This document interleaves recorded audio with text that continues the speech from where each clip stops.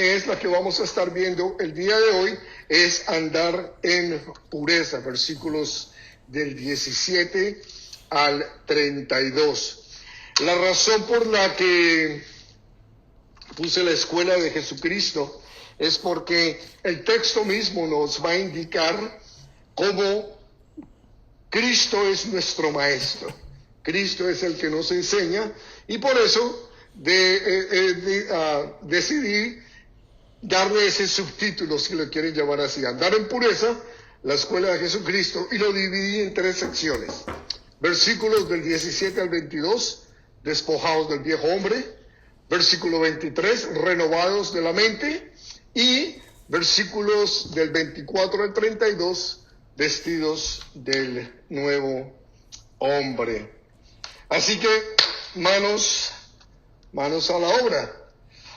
Versículo 17 dice: esto pues digo y requiero en el Señor, que ya no andéis como los otros gentiles que andan en la vanidad de su mente. Entonces, él está diciendo: esto digo y requiero. Es una orden apostólica, llamémosle. Es una orden que él está dando con la autoridad de apóstol.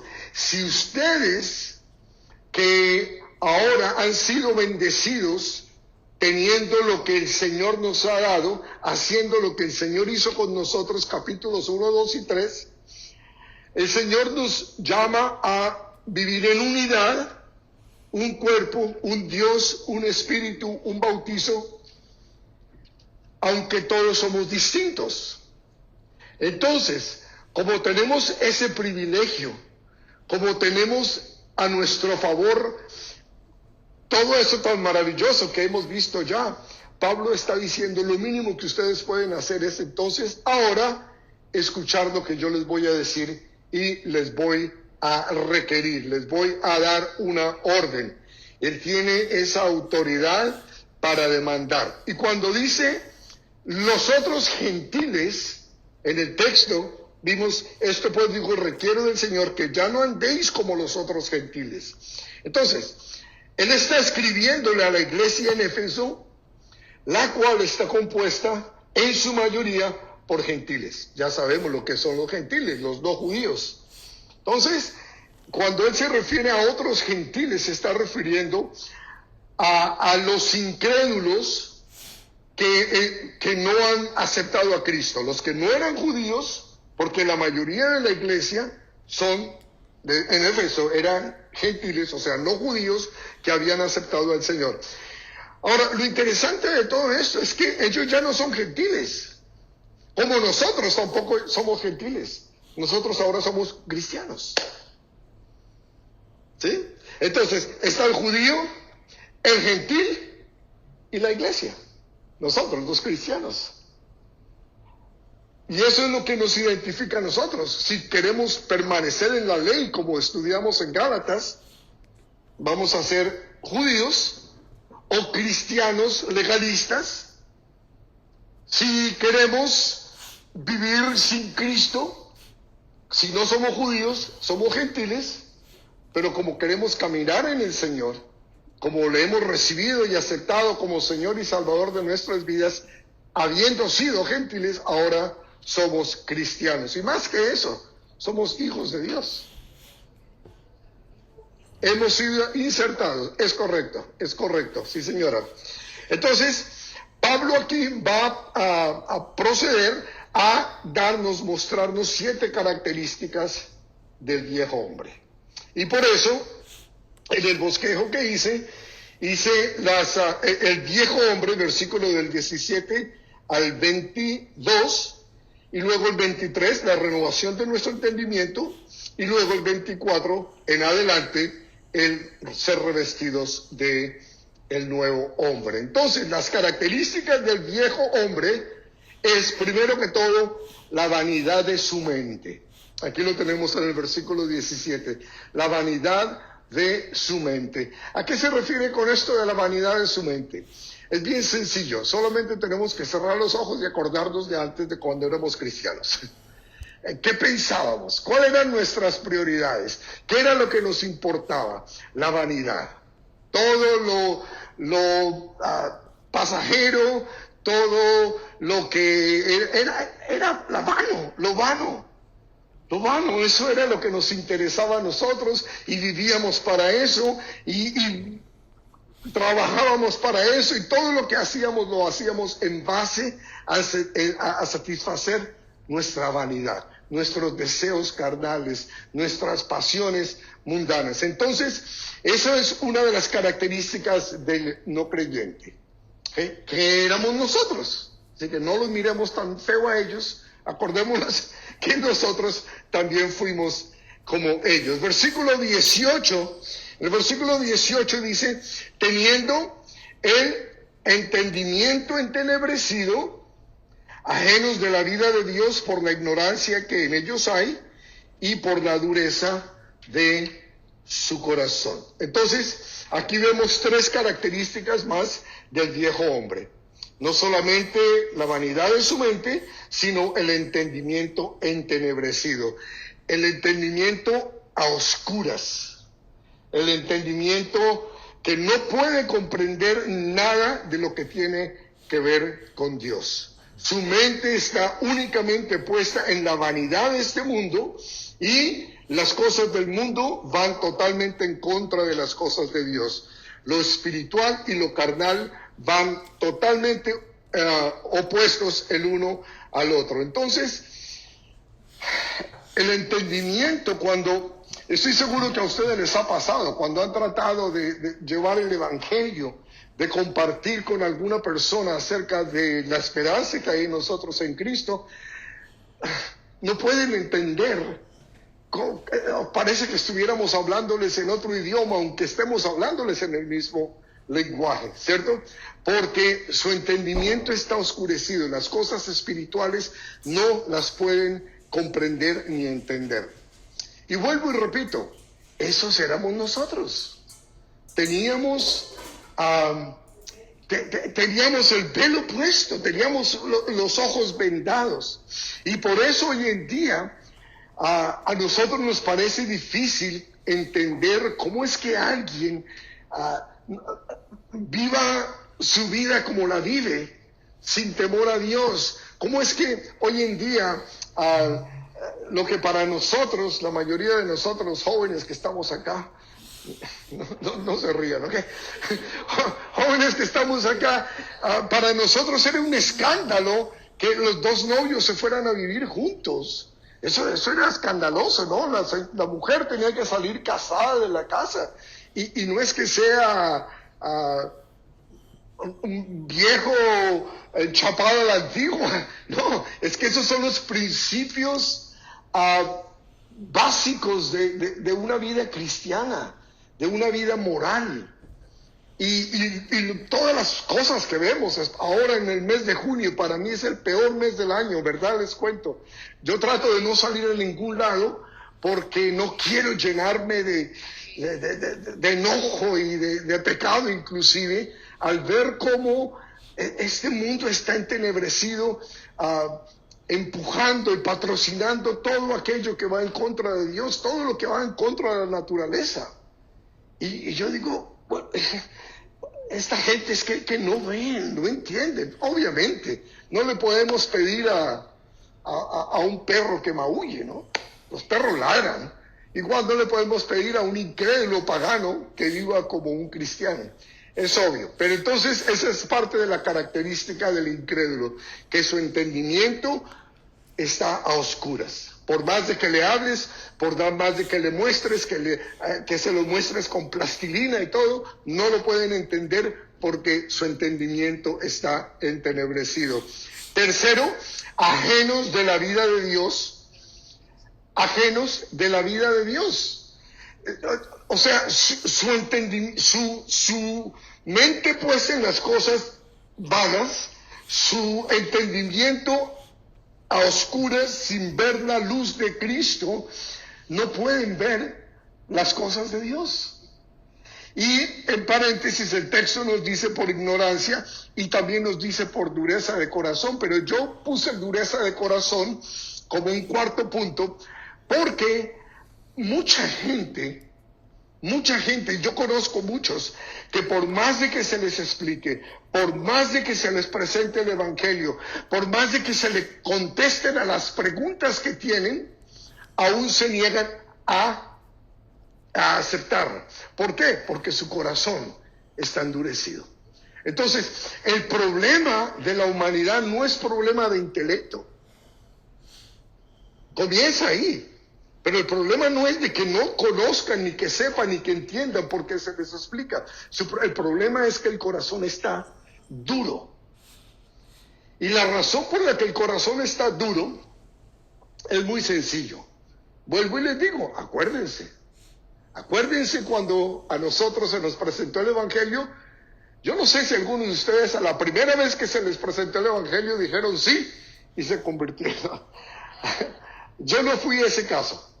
En el caso mío hubo mucho. ¿Por qué? Porque había mucha pelea entre la carne y el Espíritu. El Espíritu de Dios queriendo traer convicción, el Espíritu de Dios queriendo habitar en mi vida y yo queriendo hacer lo que a mí me gustaba, queriendo vivir la vida de soltero. La casada es mi señora, decía yo. Yo no soy casado, la casada es ella. Y que quería seguir viviendo en el mundo. Y eso es lo que le pasa al incrédulo. Así que, hermanos, cuando ustedes le hablen al primo o al hermano o al esposo o a aquellas personas que estén alejados de Dios, entiendan que no es cuestión del intelecto. Ese no es el problema. El problema es el corazón. Por eso es tan importante pedirle al Señor que nos dé la gracia de poder hablarles a la conciencia. Hablarles a la conciencia, porque ahí es donde el Señor necesita llegar y transformar y quebrantar y cambiar a esa persona. Es en la conciencia, es en el corazón, no es tanto en la cabeza. Hay preguntas que son verdaderamente sinceras. Hay mucha gente que si se le responde sabiamente a las preguntas o a las objeciones que tienen, personas que lo considerarían, y esas son genuinas y son reales, y por eso Pedro dice que debemos estar preparados siempre para dar razón de la esperanza que tenemos nosotros puesta en Cristo Jesús. Entonces, por eso es que estudiamos la Escritura, por eso es que evangelizamos, por eso es que nos preparamos. Pero no crean que estar preparado y dar respuestas correctas ya ganan el corazón de las personas. Es cuestión del corazón. ¿Por qué? Porque a este hombre viejo le gusta mucho el pecado. Nos gusta pecar, porque el pecado es agradable. Pablo lo dije, el pecado es agradable. Y a nosotros nos gusta ese sentir de sentirnos que la carne está siendo recompensada, que está así, claro, nos gusta. Y nos gusta, que le gusta emborracharse, le gusta el sentirse, no es tanto el tomar, sino el evento, la ocasión, el momento, como lo hace, eso los llena, los satisface. Al que le gusta la pornografía, al que le gusta el sexo, al que le gusta todas estas pecados que a todos de alguna vez, en alguna manera u otra, nos absorbieron y nos tomaron, es porque es agradable. Sería una mentira decir, el pecado. Ahora podemos decir que no nos gusta porque sabemos lo que representa y las consecuencias que hay. Pero en aquel entonces yo no lo veía como un pecado, sino como una oportunidad. El viernes en la noche llegó la oportunidad. Vámonos. Salíamos a buscar con quién tener oportunidades. Versículo 19 nos dice, los cuales, después que perdieron toda sensibilidad, se entregaron a la lascivia para cometer con avidez toda clase de impureza. Entonces, aquí están las 7 características del hombre viejo en estos 3 versículos. La vanidad de su mente, el entendimiento entenebrecido, ajenos de la vida de Dios por ignorancia, dureza de corazón, perdieron toda sensibilidad. Y ese es uno de los grandes problemas que hay con las personas que han escuchado el Evangelio una y otra y otra y otra y otra vez. Yo estoy seguro, es más fácil evangelizar a un ateo, a una persona que totalmente nunca ha sabido nada del Evangelio, que uno que viene a la iglesia y todavía no se ha convertido. Porque sucede que pierden la sensibilidad de tanto escuchar y escuchar y escuchar. Vamos haciéndole un callo a la conciencia. Y se va haciendo cada vez más gruesa y menos penetrable. Ya lo que antes le molestaba, ahora lo desea. ¿Por qué? Porque ha perdido esa sensibilidad.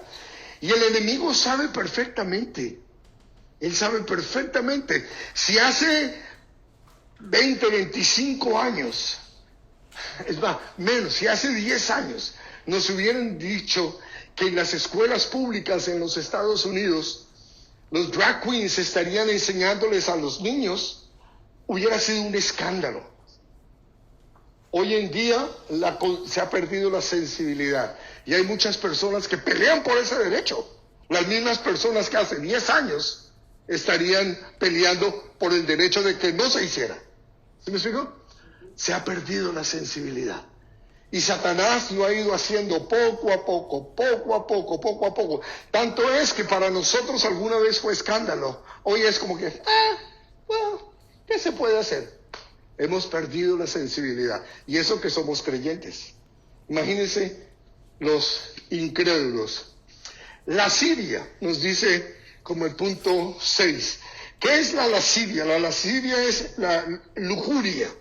Es la propensidad a los placeres carnales, a los placeres sensuales y sexuales sin control.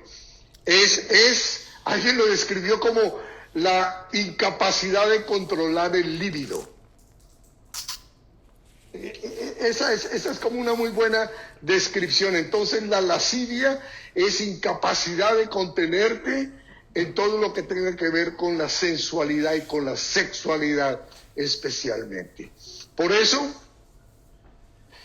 no quiero sonar como disco rayado, pero todos estos corruptos que están hoy indoctrinando a nuestros niños son lascivios.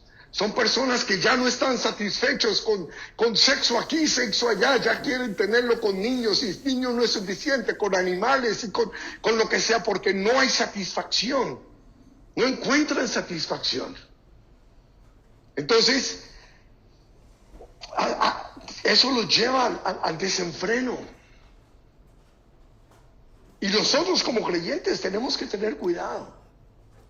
Porque todavía la carne está acá.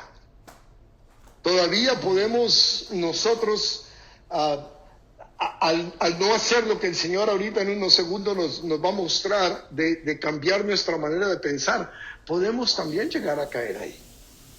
Que hay que tener mucho cuidado. Y la séptima característica es la impureza. No solamente de lo que se hace, sino de lo que se piensa. Cosas que no agradan a Dios, cosas que no son santas, cosas que no son puras. Impureza es lo que va contra la pureza, contra lo que es bueno, lo que es agradable. Entonces, estas son 7 características que Pablo nos describe que son propias del viejo hombre. Ahora, vamos a ir a la escuela de Jesucristo. ¿Qué? Vamos a ir a sentarnos a escuchar una clase del Señor. Y en los versículos 20 y 21 nos dice, más vosotros, el contraste, vamos a ver, ellos hacían esto, la gente que no tiene a Cristo, los inconversos, el hombre viejo hace esto, pero nosotros no habéis aprendido así a Cristo, si en verdad le habéis oído y habéis sido por él enseñados conforme a la verdad que está en Jesús. Nos damos cuenta que puse en verde, subrayé el aprendido y el enseñados. Entonces, nosotros venimos también del mundo, nosotros una vez fuimos gobernados por la carne. El hombre viejo era el que estaba sentado en el trono de nuestras vidas, el que daba las órdenes, el que dirigía. Y por la gracia del Señor, nosotros vinimos en sí. Hay otros que vienen en la y otros que vienen en re. Pero nosotros vinimos en sí y somos buenos músicos. Y entonces, por la gracia de Dios, pudimos abrir no solamente los ojos que Él nos abrió, sino nuestro corazón. Y nos permitió ver la luz de Cristo. Nos permitió remover los tapaojos que no nos dejaban ver claro. A gloria del Señor. Y entonces ahora el modelo que tenemos que seguir, porque la vida está llena de los que aprenden y de los que enseñan. Y, estábamos nosotros viviendo en este mundo, la luz se encendió, ¿y ahora qué? ¿Y ahora qué? ¿Qué hago? Es muy fácil volver a donde estábamos. Pero tenemos a un maestro. Vosotros no habéis aprendido hacia Cristo. Cristo fue todo lo contrario, ni un solo pecado. No podemos decir que es que Cristo tuvo un mal pensamiento o que miró a esa mujer así como con lujuria. Nada. Fue tentado en todo, nos dice la Escritura, como nosotros los seres humanos, mas no pecó.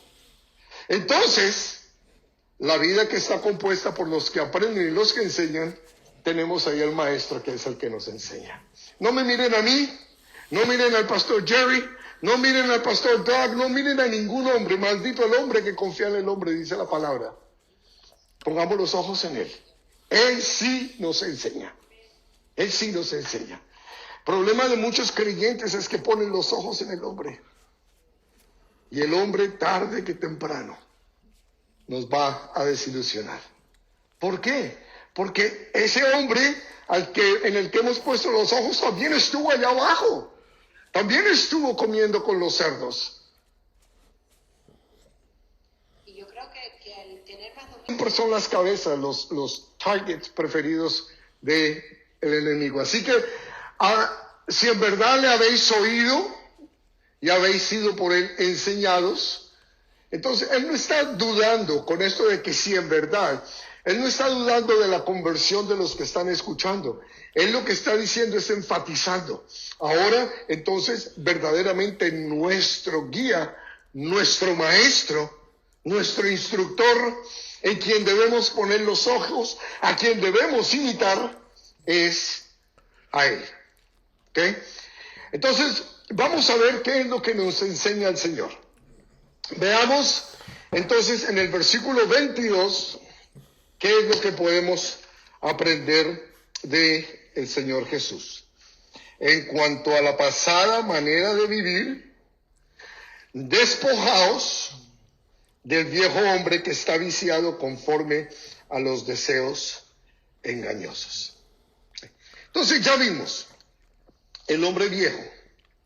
De ese hombre viejo, de esa mujer vieja, el Señor nos dice, la lección es hacerlo a un lado. Acuérdate, recuerda de dónde vienes, recuerda de dónde has venido. ¿Okay?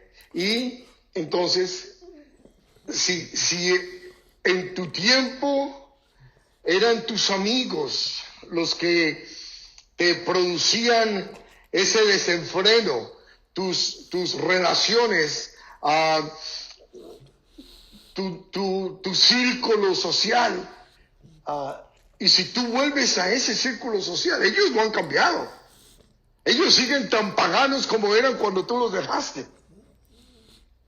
Y el hecho de que tú te acerques a ellos no los va a hacer menos paganos, te va a hacer más pagano a ti. O más pagana. Entonces, despójate de eso. Déjalos. No son tus amigos. Yo sé que tú los quieres. Y yo sé que quieres evangelizarlos. Y cuánto no darías tú porque estas personas, estas familiares, estos seres amados también vinieran a Cristo? Pero entiende que si tú te acercas mucho, te van a jalar. Te van a jalar. Hay algo que tú puedes hacer por ellos. Orar. Orar por ellos. ¿Y por qué no? Ayuna por ellos. Acuérdate que hay muchos demonios que no salen sino con ayuno y oración. Llámalos. Ora y ayuna por estas personas. Y al Señor no se le han pasado, no se le ha ido ninguno de ellos. Y Él escucha tus oraciones. Entonces, todas aquellas cosas que te pueden llegar a hacer caer, a volver a las viejas andanzas, deshazte de ellas. Yo no sé qué es en el caso tuyo. Yo sé lo que es en el caso mío. Pero en el caso tuyo yo no sé. Tú lo sabes. Y pídele al Señor que te dé la gracia de no solamente de traerlo a la mente, y si ya lo hiciste, pues dale las gracias al Señor y dile que permanezca Él ahí poniéndote a través de su Espíritu Santo ese pensamiento claro y esa realidad en tu vida, ese peligro que hay, y mantente separado, mantente alejado del viejo hombre y de todo lo que puede hacer que ese viejo hombre regrese a ser viejo hombre. Versículo 23. Y renovados en el espíritu de vuestra mente. Y aquí podríamos quedarnos un buen rato. No lo voy a hacer, se lo prometo, porque cuando lleguemos a la armadura de Cristo, vamos a tocar todos estos temas más profundos. Pero la importancia de renovar en el espíritu de nuestra mente. Entonces, ya no soy quien era, por la gracia de Dios. Ahora estoy acá con los ojos puestos en el Maestro, en Jesucristo, el único perfecto, el único que me puede llevar hacia la perfección. ¿Qué tengo que hacer yo? Seguirle. Y para poder seguirle, tengo que reconocer esas áreas en mi vida que todavía no están muy fuertes, porque ninguno de nosotros podemos decir ya llegué. Entonces, vamos a pedirle al Señor que nos las muestre, vamos a dejar todas aquellas cosas a un lado y le vamos a pedir al Señor que, como todas nuestras acciones comienzan en la mente, todas nuestras acciones comienzan en la mente, tanto las buenas como las no tan buenas, las vanas. Vamos a pedirle al Señor que nos dé la gracia de poder renovar nuestro entendimiento. Si antes pensábamos y teníamos ideas que nos llevaban a la lujuria, que nos llevaban al pecado, que nos llevaban a hacer lo que creíamos que eran oportunidades y alegrías para nosotros, hoy miramos y nos damos cuenta que era pecado y que si lo hiciéramos hoy contristaría al Espíritu Santo. Ahora vamos a ver eso. Entonces no lo vamos a hacer, vamos a decir: Señor, ayúdame a cambiar mi manera de pensar. Y Él te va a decir: ok, yo te ayudo, pero tú tienes que hacer tu parte. Yo ya hice mi parte, te va a decir Él. Yo ya hice mi parte, ya escribí el libro. Ahora, en vez de pasarte mirando Vanidades, Buen Hogar, Cosmopolitan, Popular Mechanics, y todo esto, no, por eso mostré a los señores, Popular Mechanics, tenemos la palabra. El viejo. Mis hermanos, es inexhaustible, ¿cómo se dice? Inexhaustible, no se acaba, no tiene fin. Podemos leer los 66 libros y volver a empezar, y cuando empezamos vamos a ver cosas totalmente nuevas. Nunca se acaba, nunca vas a terminar de aprender de ella. Ahora, no solo eso, si antes mirabas programas de televisión y cosas que lo único que hacía era entretenerte, ¿por qué no ahora cambias el canal o mejor apágalo y haz cosas que llenen tu espíritu? Nada.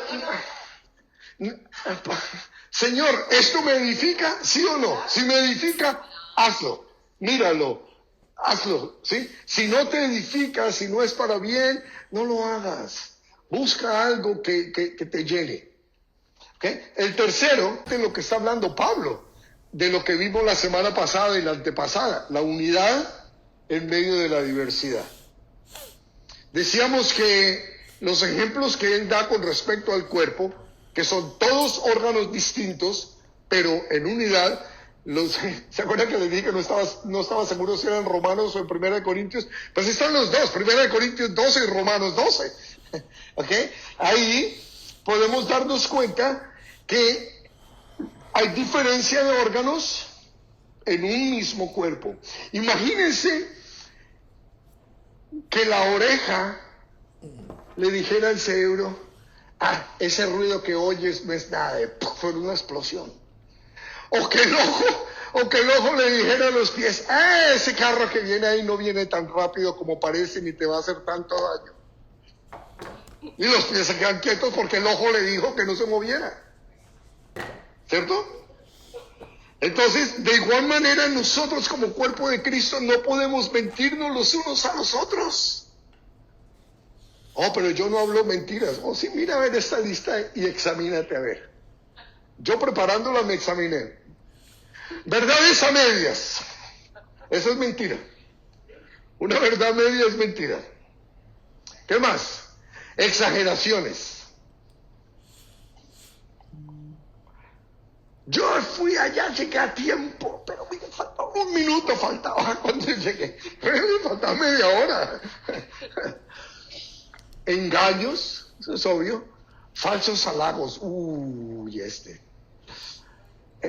Manita, ¿cómo te ves de bien? Te queda tan bien esa calva. Por eso no me gusta.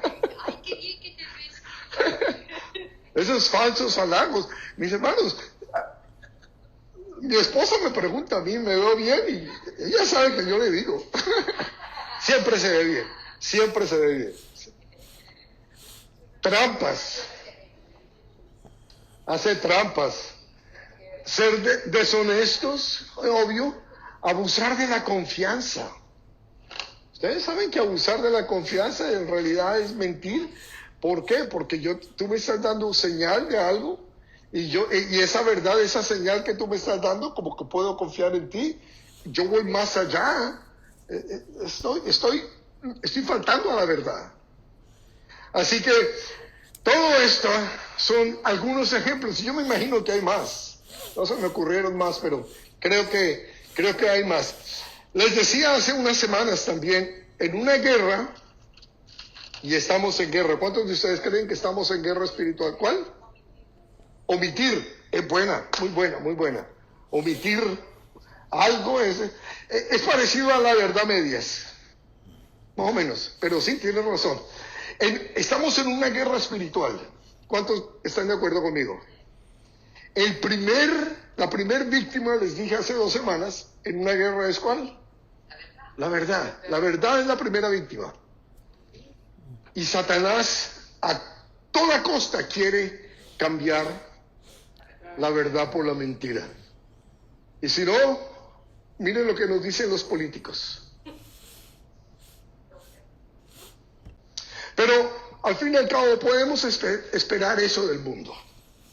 El problema es cuando es acá, en el cuerpo de Cristo, porque pasa el ejemplo que les di. Somos un mismo cuerpo y estamos caminando con un mismo propósito, imagínense, dándonos señales equivocadas el uno al otro. ¿Ok? Entonces, ¿qué más tenemos? Versículo 26. Dice, airaos, pero no pequéis. No se ponga el sol sobre vuestro enojo. Airaos, ¿qué quiere decir airaos, pero no pequéis? La ira justa. Hay una ira que es justa. Un ejemplo de la ira justa. Jesús, cuando entra al templo y ve a los mercaderes y haciendo del templo, de la casa de oración, una cueva de ladrones, ¿qué hizo? Él se airó, pero no pecó, que sabemos que no pecó. Entonces esa es ira justa. Y nosotros hoy en día, estoy seguro que todos ustedes cuando ven los noticieros o cuando ven los reportes de lo que está pasando en las escuelas de nuestros niños, de nuestros nietos, cuando vemos lo que está pasando en muchas iglesias, nos airamos. Y es una ira justa, porque es ira por las cosas santas que están siendo atacadas, por las cosas de Dios que están siendo atacadas. Entonces tenemos derecho a hacer, es más, debemos hacerlo. Hay de nosotros que no nos airemos por eso, ¿sí? Porque a eso sí sería un problema, que veamos injusticias y que pasemos desapercibidos, eso sería problema. Pero hay la diferencia entre la ira justa y la cólera.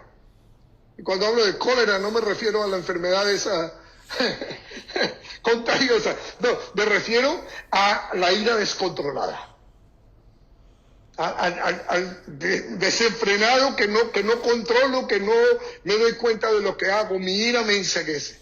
Eso es distinto a la ira justa. Versículo 20, al diablo. Y esto, mis hermanos, quiero hacer un énfasis especial. Miren el énfasis que quiero hacer. Cuidado. Porque el enemigo anda como león rugiente buscando a quien devorar. Y saben una cosa, que nosotros podemos ser los que le ponemos al enemigo la comida así en la mano. Con nuestro antitestimonio. Con nuestra tolerancia. Muchos creen que la tolerancia es una expresión de amor. No, en la Biblia, en 1 Corintios 13, cuando habla del amor, no menciona la palabra tolerancia. La tolerancia no es amor. Por favor, entiendan eso. Y hay muchos cristianos, muchos que se confunden y que creen que permitir que pase eso, eso es amor. Y lo veíamos la semana pasada. La verdad tiene que ser dicha Con amor. con amor. Si no es grosería. Y si no es grosería. Y el amor sin verdad es hipocresía. ¿Sí? Entonces, es importante que caminemos nuestra vida como es digno de un creyente. Porque cuando no, estamos dándole lugar al diablo. Yo estoy seguro y le he pedido al Señor perdón muchas veces de los antitestimonios que he dado yo. Y muchas veces sin darme cuenta. Digo cosas y que después, ya las dije. Y ya no hay manera de echarme para atrás. Y lo peor fue que la escuchó alguien que el demonio les da una lupa. Les da lupa para que nos examinen a nosotros. ¿No es que eras cristiana? Mira, y te pusiste brava. Entonces, cuidado, mis hermanos, con nuestra manera, con nuestro caminar.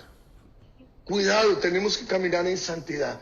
Y yo les comenté el otro día a ustedes que a alguien en Colombia, ahora que estuve, le dije, no diga que es cristiano. Porque su vida no refleja la vida de un cristiano. Porque estaba viviendo con su novia. Y sabe Biblia y, el Señor, y Señor, y Padre bendito, y alabado sea. Pero viviendo con su novia. Y yo le dije, en el nombre del Señor te reprendo. No digas que eres cristiano. Cásate y después sí, entonces ponle calcomanías a tu carro, haz lo que quieras. Vive la vida digna de un hijo de Dios. Mientras tanto, si no puedes, si te es difícil, yo sé que todos estamos en un proceso, yo entiendo eso.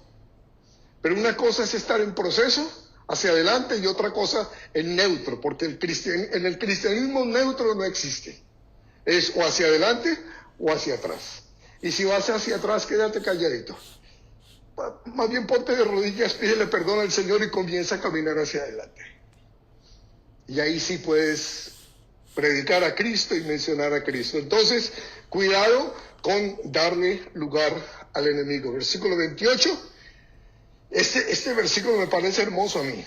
El que hurtaba, no hurte más, sino trabaje haciendo con sus manos lo que es bueno, para que tenga que compartir con el que padece necesidad. Que me parece maravilloso por esto, porque ese versículo habla de de redención. Ya no te está diciendo, o sea, no hay una reprensión por la vida que tenías antes de ladrón. Ya el Señor te perdonó. Ahora eres criatura nueva. Ya eso viejo quedó atrás. Ahora, ¿qué es lo que queda? Ok, antes robaba, ya no robes más bien trabaja. Y ahora redímete ayudando a los que necesitan, para que ellos no roben. Porque muchas personas roban por necesidad. Yo sé, es lo que dicen. Es como lo justifican. Pero una de los pasos más hermosos que nosotros podemos hacer es que cuando mi pecado era y en ese caso menciona el robo, pero cualquiera que sea mi pecado, si mi pecado era la mentira, ok, ahora que ya no soy, que soy creyente, ahora voy a pedir perdón. Ahora voy a redimir lo que antes yo hacía. Y me parece lindo esto, porque esa tiene que ser nuestra actitud en todos los aspectos de nuestra vida. Yo ya no soy por la gracia de Dios, déjame te ayudo. Déjame me doy a ti. Déjame te demuestro mi amor. Porque eso es lo que es amor. Sacrificio por los demás. Amor hacia los demás es querer para ellos lo mejor, aunque me cueste a mí, aunque me sacrifique yo. Esa es una definición de amor. 29. Versículo 29. Ninguna palabra corrompida salga de vuestra boca, sino la que sea buena para la necesaria edificación, a fin de dar gracias a los oyentes. Cuidado con lo que hablas. Acuérdate que de lo que habla tu boca es lo que abunda en tu corazón. ¿Qué hay en tu corazón? Tu tesoro. Entonces, tu boca habla de lo que tú atesoras. Todo lo que necesito para saber quién eres tú es sentarme a hablar contigo 5 minutos. Y ahí sé cuáles son tus prioridades, qué es lo que te interesa, qué es lo que valoras. Y si tu conversación es solamente de vanidad y de la moda y del pelo y de los zapatos y del carro eso es lo que hay en tu corazón. Tu corazón, tu boca expresa lo que hay en tu corazón. Y si tu conversación es sobre las cosas del Señor y mencionas a Cristo y le das la gloria y la honra a Él y citas Biblia, eso es lo que hay en tu corazón. Entonces, que ninguna palabra corrompida, ya la dijiste cuando vivías allá en el mundo, ahora que ninguna de esas palabras se repitan. Entonces, todo comienza ¿cómo? Con la renovación de tu mente. Porque si tú no renuevas tu vocabulario, si tú no empiezas a ponerle a tu disco duro las cosas que tú quieres que salgan del disco, del RAM, de la memoria temporal, entonces ya depositaste en tu disco duro por, qué sé yo, 10, 15, 20, 30, 50 años, estuviste llenando tu mente de información. Y de lo único que puede dar tu mente es de lo que le has dado. Por eso es tan importante ahora en esta vida nueva, con prisa, dedicarnos a llenar esa información. Ahora, sino que sea para la necesaria edificación. ¿De quién? Sí, y de la persona que me escucha. Obviamente, principalmente del cuerpo de Cristo, pero también los de afuera. Los de afuera. Mis hermanos, voy a usar un ejemplo, me voy a usar yo como ejemplo, con toda la humildad del caso. Cuando yo vivía en California y estaba trabajando, era pastor parte de tiempo, ustedes saben, y fuera de eso hacía avalúos de casa y tenía mis clientes y los visitaba. Cuando me pasó muchas veces, infinidad de veces, que entraba yo a la oficina de mis clientes y digo, ups, llegó Camilo, ya, no más cuentos fuera de tono. Ya, llegó Camilo. Ya. Porque ellos sabían que yo amaba al Señor. No les escondí nunca mi vida cristiana. Y siempre que yo hablaba con ellos era para edificarlos, era con el propósito de ganarlos para Cristo, con el fin de que vieran que era real mi fe. No por mí, no los veo, ¿qué importa? ¿Sí? La idea era de poder, a fin de dar gracia a los oyentes. Sembrar, era sembrar. Y sin necesidad de predicar el Evangelio, porque no había ocasión de presentar el Evangelio siempre. Lo hice con algunos, pero era eso, era de poder poner gracia. ¿Qué feo debe ser estar uno en armonía, sentado hablando, y que de pronto llegue alguien haciendo mala cara, empujando, tumbando, rompiendo? ¿Qué diferencia a alguien que llegue con una sonrisa, buenos días, buenas tardes? Como que trae gracia. Y yo pensaba eso, tengo que traer al Espíritu de Dios aquí a este lugar. Porque donde va un cristiano va el Señor. Nosotros somos portadores de Cristo, nosotros somos embajadores de Cristo. Donde quiera que nosotros estamos, ahí está el Señor, al lado nuestro. Versículo 30. Y no contristéis el Espíritu Santo de Dios, con el cual fuisteis sellados para el día de redención. No contristéis. ¿Qué es esto de contristar el Espíritu? Yo sé que es una palabra que no usamos todos los días. Es entristecerlo. Hay unas versiones, creo que dicen entristecer el Espíritu.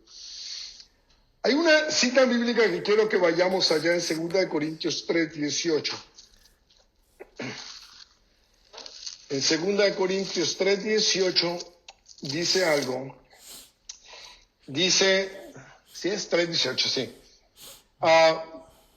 Está hablando, voy a tomar desde el 17, porque el Señor es el Espíritu, y donde está el Espíritu del Señor, allá hay libertad. Por tanto, o sea, a raíz de esto, como consecuencia de esto, nosotros todos, mirando cara a cara descubierta como en un espejo la gloria del Señor, o sea, mirando nosotros al Señor como en un espejo, somos transformados de gloria en gloria en la misma imagen. ¿En cuál imagen? En la de Cristo. Nosotros somos transformados día a día en la misma imagen por el Espíritu del Señor. Entonces, la función principal del Espíritu Santo es, primero, a los incrédulos traerlos a Cristo. Ya lo hizo con nosotros. La carta es para nosotros, para los creyentes. Ahora, ¿cuál es la función del Espíritu con nosotros? Como en un espejo, hacernos cada día más a la imagen de Cristo. O sea, santificarnos. El Espíritu Santo tiene como función a ti y a mí hacernos cada día más a la imagen de Cristo. Y no cada día, cada momento, cada instante. ¿Okay? Entonces, ¿cuándo contristamos al Espíritu Santo? ¿Cuándo lo entristecemos? Cuando el Espíritu Santo tiene que dejar su ministerio de santificarte para volver a ir al ministerio de reconciliarte. ¿Se lo explico? Porque ya no está edificando, sino ahora, ok, déjame, te levanto, te restauro otra vez para volver a ponerte acá, para volver a seguir trabajando y ministrando contigo en ese proceso de santificación. Y eso lo contrista, eso lo entristece al Espíritu. No deja de ser Espíritu. Nosotros nos robamos bendiciones. Entonces, es importante que creó el universo, el mismo Espíritu que Dios sopló sobre el muñequito de barro y hizo a Adán, es el mismo Espíritu que engendró a Jesús en el vientre de María, el mismo Espíritu que mantuvo a Jesús santo en esos 33 años como hombre, y el mismo Espíritu que lo fortaleció para ir a la cruz y después lo resucitó de entre los muertos. Es el mismo Espíritu que vive en ti y en mí. No hay otro. Entonces, ese espíritu quiere día a día trabajar, seguir trabajando en ti para hacerte más y más a la imagen de nuestro Señor. 31. Quítense de vosotros toda amargura, enojo, ira, gritería, maledicencia y toda malicia. Amargura. Hay personas que parece que a todos estuvieran chupando limón. Como que, hey, alégrate. Una sonrisa. Y hay cristianos así. Mis hermanos, sí. El Señor vino a darnos vida nueva. El Señor es el Señor de gozo. El fruto del Espíritu es amor, gozo. Y si no se ve el gozo, es porque no estamos dando fruto. Porque el Espíritu del Señor lo tenemos entristecido. Si no se nota el gozo en nosotros. Enojo, ira, muy parecidos. Ya dimos el ejemplo. Enojo es enojarse por todo. Ya me lo dije. No se preocupen, no tenéis que decirlo. ¿Eh? Ya me lo prediqué. Enojo, ira es ese enojo descontrolado. Gritería, es no hablar con palabras, sino gritar, decir las cosas con gritos. ¿Por qué? Porque es una manifestación de lo que hay adentro en el corazón.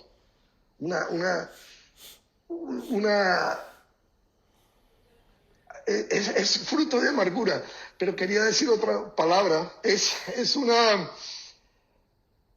deseo de algo que hay contenido en el corazón y que queremos sacarlo. Es un desahogo, pero no sano. Es un desahogo de... ¿Cuál es la palabra que estoy buscando? Bueno, cuando llegue se las digo. Maledicencia. La palabra lo dice, es decir cosas malas. Y mis hermanos, es tan fácil ver las cosas negativas de los demás.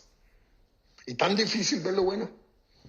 A mí, no sé, quizás es que así soy yo y yo soy muy malo. Pero a mí me cuesta mucho trabajo ver lo bueno y lo malo como que surge. Entonces esto también es para mí. No hablar las cosas malas. Busquémosle las cosas buenas al asunto. Todos tenemos cosas buenas. Es cuestión de pedirle al Señor, muéstrame lo bueno y lo malo, cállame la boca. Y más bien déjame orar por lo malo de esta persona. Y la malicia es buscar hacer lo malo. No es solamente decir lo malo, sino hacer lo malo.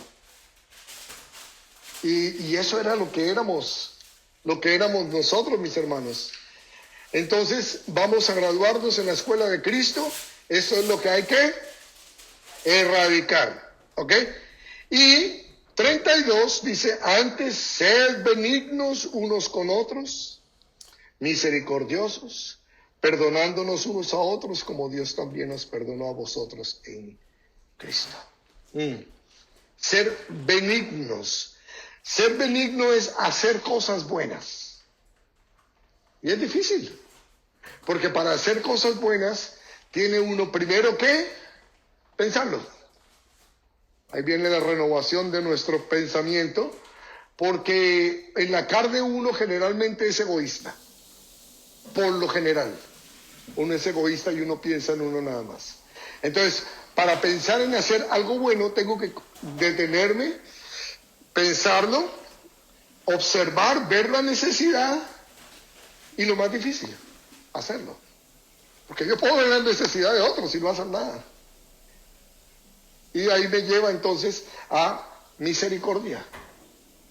Cuando veo la necesidad de alguien, entonces dar ese paso de fe, dar ese paso de amor, dar ese paso de gracia hacia satisfacer la necesidad de la otra persona sin esperar nada a cambio. Porque si no sería un negocio. Si yo estoy esperando algo a cambio, entonces estás haciendo una transacción. Y eso no está en la escuela del Señor. Es ese extracurrículum de otra escuela. Pero la escuela del Señor es hacerlo pensando solamente en el beneficio de la otra persona. Y perdonándonos. Ay, mis hermanos, y esto sí que también es necesario, muy necesario. Y Pablo nos dice claramente por qué debemos perdonarnos, así como Dios también nos perdonó a nosotros en Cristo. Y yo sé que yo cometo faltas. Y créanme que todas ellas son sin el deseo y sin el ánimo de hacer daño. Simplemente soy pecador, salvo por gracia como todos ustedes. Y igual ustedes cometen faltas y yo estoy seguro que muchas cosas no las hacen porque son malos, ¿no? Porque simplemente somos humanos y a veces decimos cosas y nos equivocamos y a veces tenemos actitudes que no nos gustan. A veces venías para acá y venías tarde y resulta que el tráfico y la estrellada que hubo y después ya llegando el tren cruza y se trancó el tren en la mitad. Sí, y todo esto se entiende y llegas entonces y no me saludas. Ay, esta persona es que no, es que trae problemas. No sé cuáles son tus problemas, pero igual te amo, ¿sí? Esa tiene que ser nuestra actitud, hermanos. Esa tiene que ser nuestra actitud. Yo no soy monedita de oro para caerle bien a todo el mundo, ni tú eres monedita de oro también para que me caigas bien siempre. Entonces, tenemos que aceptarnos, amarnos como somos y orar los unos por los otros. Y eso es lo que tenemos que agregar. Entonces, en la escuela de Cristo hay mucho por erradicar y hay mucho por incorporar, por agregarle. Amén. Te invito a que inclines tu rostro, cierres tus ojos y vamos a venir delante del Señor. Y Padre, te damos a ti la gloria, la honra, la alabanza, porque tú eres bueno. Porque siendo nosotros lo que somos, habiendo estado nosotros en nuestros delitos y en nuestros pecados, tú aún así, ¿no? Siendo nosotros tus enemigos, viniste a vivir una vida más baja que la de cualquier otro hombre, pudiendo ser rey, pudiendo vivir en un palacio, pudiendo tener todo a tu disposición, los ángeles del cielo que vinían y te sirvieran, pero tú preferiste humillarte y servirnos a nosotros. Y esa es la escuela que tenemos que seguir, Padre. La escuela de tu Hijo amado. A veces nosotros nos creemos más de lo que verdaderamente somos. A veces nos creemos nuestra propia propaganda. A veces nosotros sentimos que como tenemos mayor educación, que como tenemos dinero, que como hemos sido privilegiados en una o en otra causa en la vida, sentimos que somos mejores que los demás y lejos de ahí, Señor. Porque tú no miras de arriba abajo, tú miras de abajo arriba. Y la grandeza tú la miras desde abajo, desde el piso. Y ahí es donde queremos estar. Hermanos, somos muchos y a la vez somos uno. Somos distintos, pero todos pertenecemos al mismo cuerpo. Y el Señor nos llama a que parte de ese privilegio que Él nos ha dado sea el de saber vivir la vida siguiendo los pasos de nuestro gran Dios y Salvador Jesucristo. Y yo sé que no es fácil, pero sí estoy seguro que no es imposible. Y si fuera imposible, el Señor no nos lo diría que lo hiciéramos. Pablo comenzó esta sección en el versículo 17 diciendo de cierta manera que nos daba un mandamiento. Lo digo y lo requiero en el Señor. Es porque nosotros podemos. Nosotros podemos, hermanos. Es cuestión de seguir muriendo a diario. La palabra nos dice eso, que el que quiera ser el discípulo tiene que tomar su cruz